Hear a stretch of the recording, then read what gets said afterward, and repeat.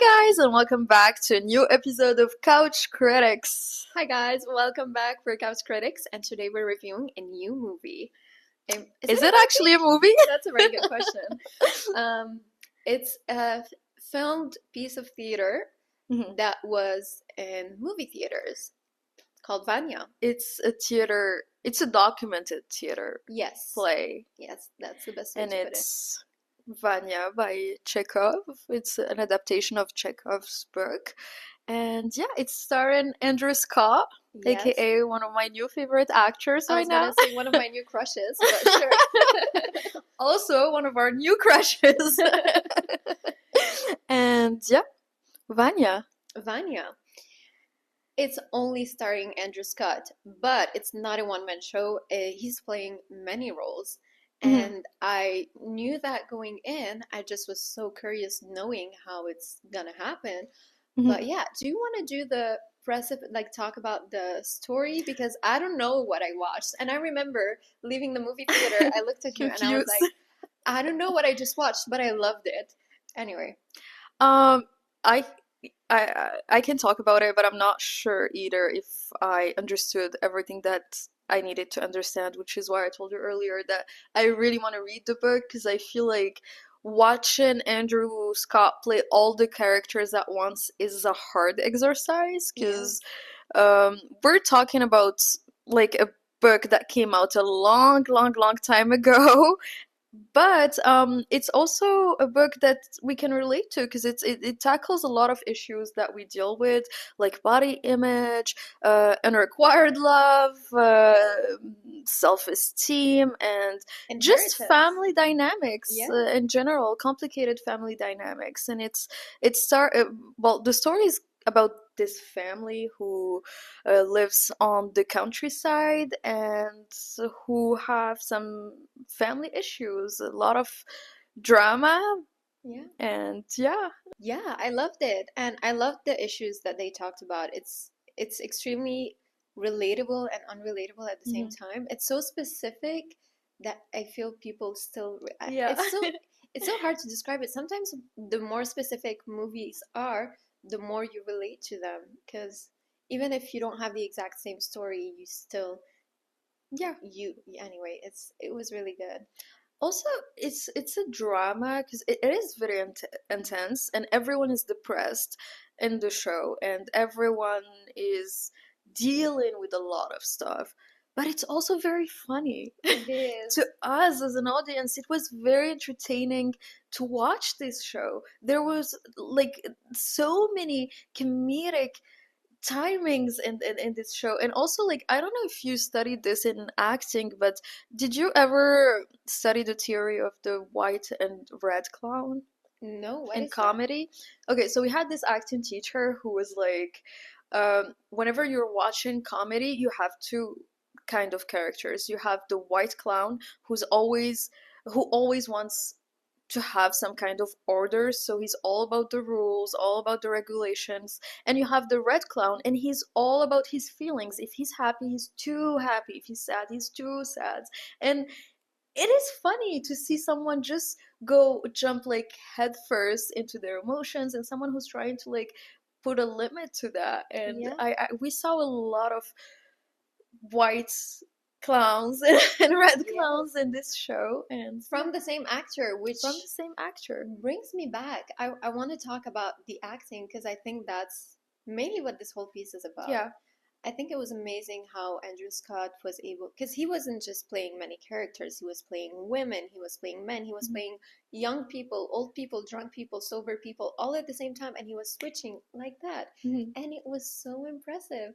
And it just reminded me of a couple of years ago. It's been almost a couple of years when we went to Quebec and we watched this piece of theater. La Fin de la Fiction. I love that. Can we tell the anecdote? Yeah, I'm not sure which one, but yeah, go ahead. Okay. Lemia and I went to Quebec City a couple of years ago, which is crazy to think that it's been 2 years, but it was March 2022. We went to Quebec, and we were just there for 2 days. We didn't have a lot of plans. We had some plans, we did them, and then At lunchtime, we said, okay, we're here, we want to watch theater. So we went out looking for pieces of theater, and we found this incredible piece called La fin de la fiction, which means the end of fiction. And I don't really remember what the story is about. I remember they tackled a lot of issues about social media and society in general. But I remember getting out of there and you saying, this is why technical acting is so good. Because again, the characters, it was very similar to what Andrew Scott did. They were switching emotions, like feelings, everything in fractions of seconds. And it's incredible how they went on a roller coaster in 2 hours, and we just experienced everything. I remember I left, and till this day, it's my favorite piece of theater I ever watched. Same. And Andrew Scott did the same. He went from like laughing to you could see tears on his cheeks streaming down his eyes. Yeah, it's incredible.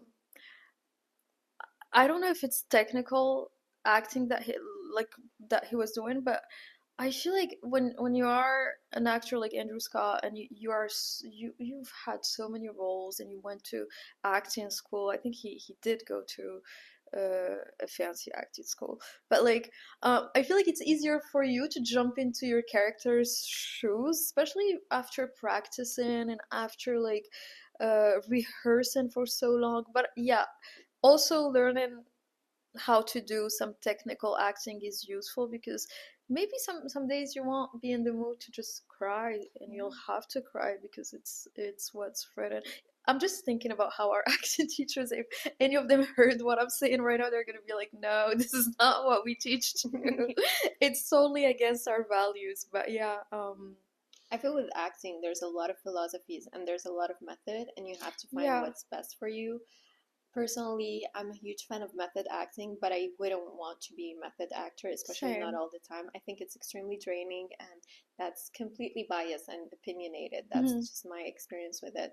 I have so much respect for people who can do just technical acting and just control their emotions rather than letting their emotions control them and their crafts.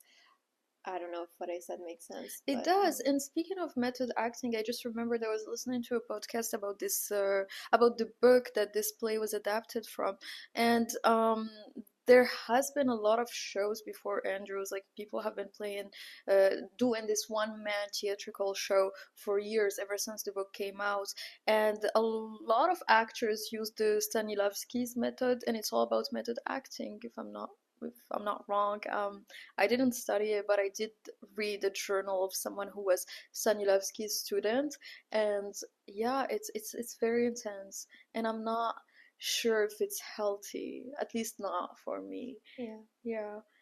But acting overall is fascinating because whether you're doing some technical acting or you're following not Chekhov, Chubok or Stanislavski or whatever you're following, it's a lot of work to just make it seem very easy on stage and as like as a no effort kind of show. You need to work hard to make it seem effortless is what I'm trying to say actually. But yeah, it's also very fascinating, and there aren't a lot of teachers who teaches technical acting. I've only had one who promoted that kind of acting because he thought that it would be healthier to just try to get your body into these kind of situations and like to like create these intense emotions, but not by torturing your mind, by more like by trying to sit in a certain position or like trying to smell something or think of something without traumatizing yourself. And I feel like there should be more acting method that's reminds me, I was in an acting class once, and the teacher, one of the like actors, was playing a very emotional role, and the teacher in the middle of the class just applied pressure and somewhere on his back, and the actor just bawled. Like he was able to get in the role, and it got me into thinking how truly our bodies are our instruments in acting, and you just have to learn how to use it. And it's not just in our head. There's so much other tools that we can use, whether our breathing, our like way of walking, like the body language, everything. And it's just every time I watch pieces like this, it reminds me of how incredible acting is. And it's not just playing pretend, it's literally living some. It's a craft that you really have to master, and this sounds as a cliche, but it is. No, it is truly a craft, and I feel like acting teachers should be really careful with their students, because you're trying to capitalize your vulnerability. You're trying to use it as your main source of income, and like as to create a career out of it. And it's not easy. It's very dangerous. And that was an acting. I love how this turned into an acting review. I mean, we are actors, so kind of. Wink. We love acting. We love acting. The thing. So it was a filmed play. Can we talk about how stressful that is? Because when I think of movies, I think the challenge in movies is that the scenes are filmed and they're there forever. But what's less of a challenge in movies than in theater is the fact that if a scene is not correct, you can film it again. Whereas in theater, you play it, and even if you make a mistake, nobody's gonna remember somehow, because it's not gonna stay there. But what's harder about theater is that you get one shot at doing your scene, and this like filmed piece of theater was a filmed piece of theater, which means Andrew Scott had one shot at doing one thing in front of people, and it was like both challenges that you find in theater and in movies. You see it in this film piece, and to me that would have got me so anxious, and the fact that he was able to overcome this challenge and deliver such a good job is incredible. But also Andrew Scott is brilliant, so I think that isn't like a big issue for him, because not anyone could play these kind of roles, because it's a lot of roles and like only one performer. And I think they choose the perfect person to play these roles. Do you want to talk about the entire experience of watching this? Like, how did we end up reviewing this play?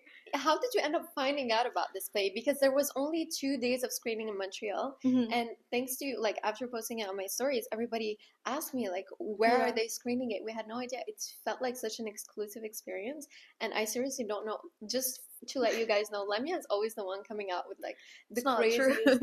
No, but like the most underground movies that end up being such a success, but that nobody talks about them before coming out. You were the first one to talk to me about Saltburn, and back then nobody had any idea what Saltburn was. I had no clue, and I just love that. How did you find out about this? Okay, so I'm still not over All of Us Strangers, so I'm still like watching countless of interviews of Paul Mescal and Andrew Scott, because when I like a movie, it hunts me for a long time.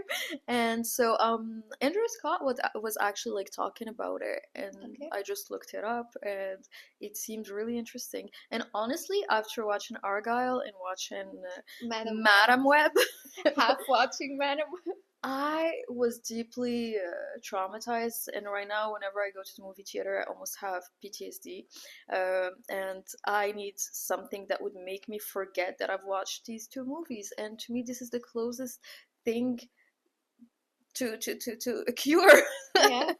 And it's again, I don't want to complain, because I feel like I've already complained too much on this podcast about the movies that we watch, although like I mean everything that I said, but it's the bar is so low again.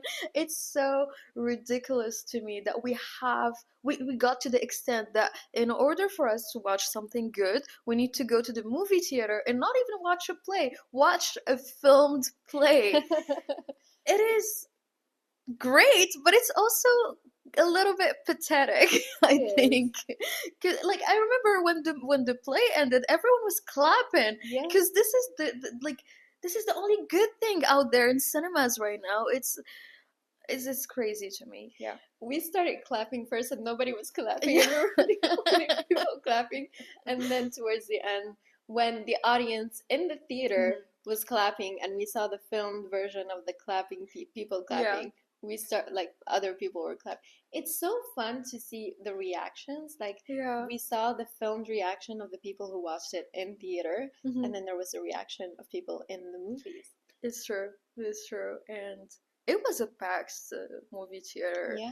People were aware that it was coming out, which just goes to show how there aren't any good options right now in movie. Like, do you feel excited to watch anything that's coming out? Not anything, no. Like, even some big names, like Dune. I know Dune is what everyone is looking up to right now. Like, but I don't know. Like, I'm not super excited. I'll watch it, of course, but yeah.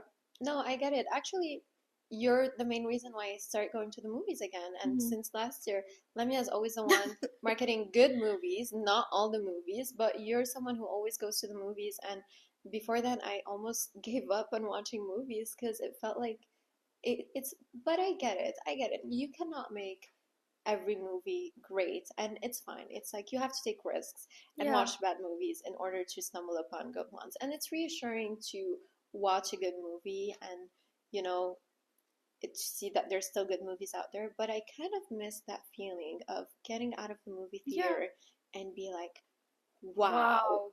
Yes. And not like when you can't wait to watch it again, and you literally have to find excuses to give to yourself to not go watch it the next day. Like, I miss that, and this is why I can't get over the good movies that I watched. Elvis, All of Us Strangers, After Sun, and it's because we don't have anything good coming out. I don't know if like the good movies aren't being marketed right, but I'm not hearing about them at least. I think there was at some point a formula that worked well for certain movies, and people are just trying to repeat it to keep having successful movies.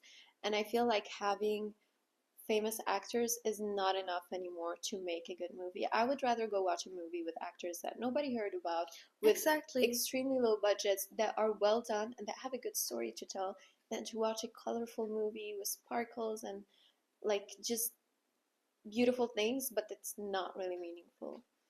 We want to see risks. Yeah. We want to see risks being taken. We want casting directors to bet on new actors because we're tired of seeing Margot Robbie on screen. Although I love Margot Robbie, but I already know what Margot Robbie can deliver. I don't want to see Dakota Johnson again. I don't want to see the big names again. Like, not even Jacob Elordi, not even Timothée Chalamet. I want to see new faces on screen.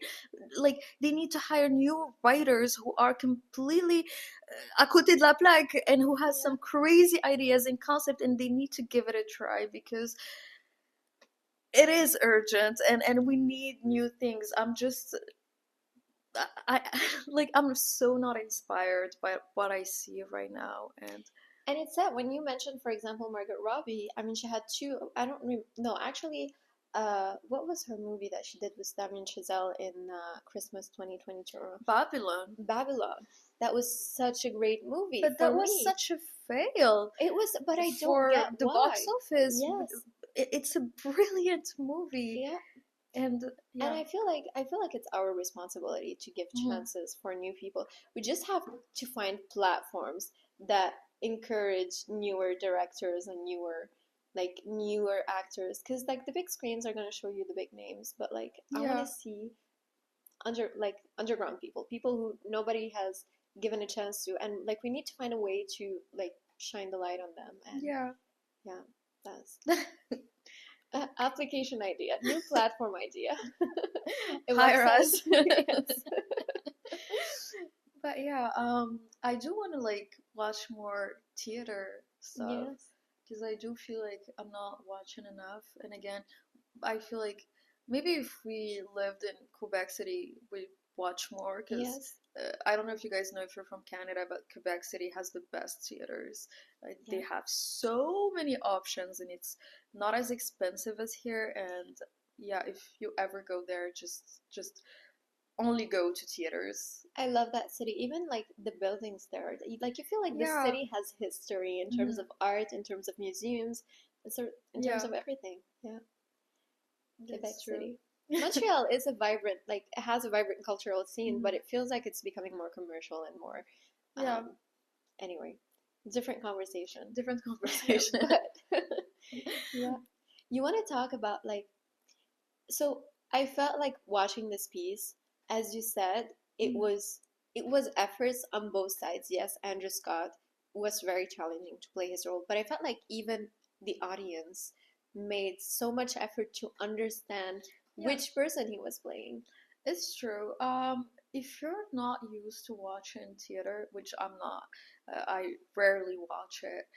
I feel like it's hard to keep up, especially with these kind of plays, because like yes, he would change the way that he moves, like, but it's the smallest changes, the smallest change in his tone of voice and his movements, and it was really hard for me to keep track of who he was playing at first, and then like during the first 15 to 20 minutes, I almost was going to tell you like maybe it's not too late to leave, but it gets better if you really give it a try. And I love the challenge that they give to the audience. It's not for everyone, and they know it. And it's Chekhov. It's a classical, and they don't have to prove anything to you. You're there to see art at its purest form, and you either take it or you leave. Yeah. And you took it because it was really good. I'm not gonna leave. I leave when I see Madame Web or go to watch it, but like I'm not gonna leave during a Chekhov play. I think movies need their chance. I think there's a lot of movies that don't seem good at first, but if you give them a chance, they end up surprising you. Some of them don't. Most of them don't. But some of them do, so it's worth giving it a chance. Yeah. I want to talk about the smoking, because he started smoking in the beginning of the theater and he started smoking at the end. And even though I knew it was a filmed version of a theater piece, I was anxious. He was smoking. I think it was a prop. You think so? Because I was like watching that cigarette, and it doesn't burn. It stays at the same place, and he never have to light it again. Okay. All right, he didn't light it. No, I think it's a prop, because I don't know if like in theater people are willing to take the risk of burning stuff or having the actor burn. And also, do you imagine the number of cigarettes that he would have to smoke if he's not a smoker? So maybe it's like I bet it's a prop. Shots were fired in the theater. That took me off guard. That's definitely a prop. It didn't has like to be a prop. No, he's not shooting people. Yeah, I know. But still, it was so realistic. It's crazy. It's theater, but it was so realistic. And also that was one of my favorite scenes when Evans was trying to shoot Alexander, and he missed him, and he was so mad and so sad. And then like everyone was like shocked, because like we were like, oh my god, he killed him at first. We didn't realize that he missed him, and then he starts crying because he missed him. And that's one of like the funniest scenes that I've ever seen, and that just leads me to think that Chekhov himself, although this was considered as a drama, but I think that Chekhov himself, he didn't take this seriously. He was just writing a satire about people's problems, and it's like the most mundane, inane problems, and yeah, I love it. I love classical plays, and I miss reading more of them.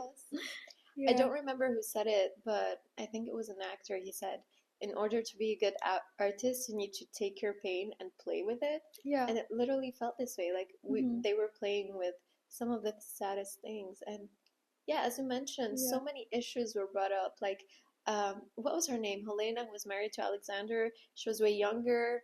And it's a lot of very funny issues. Who was your favorite character? Ooh, my favorite character. Let's see. There's a lot of characters that I did not like. Oh, really? Yeah. Like who? I knew I didn't like Michael, the doctor. Oh, really? No, did not like him at all. Alexander, no. I think it would be Sonia. I like Sonia. Okay.